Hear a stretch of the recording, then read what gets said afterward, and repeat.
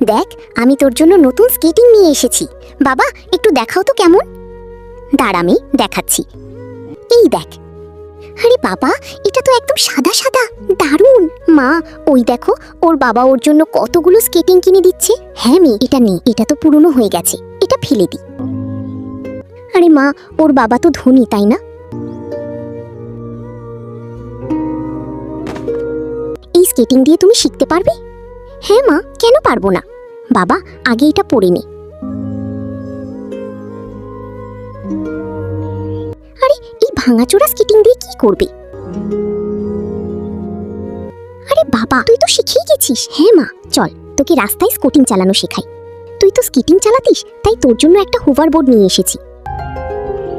আরে ম্যাডাম জি, আপনার ছেলে তো স্কেটিং শিখে গেছে। হ্যাঁ ভাই সাহেব, এটা তো আপনার মেয়ের পুরনো স্কেটিং। আমি এত দামি স্কেটিং কোথা থেকে কিনতাম? আচ্ছা তাই নাকি? আসেন আমার সঙ্গে।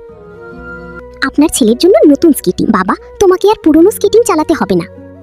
এই ছবিটাকে সুন্দর মনে করলে ভিডিওতে লাইক করে চ্যানেলটাকে সাবস্ক্রাইব করো, এরপরে আল্লাহ লিখো।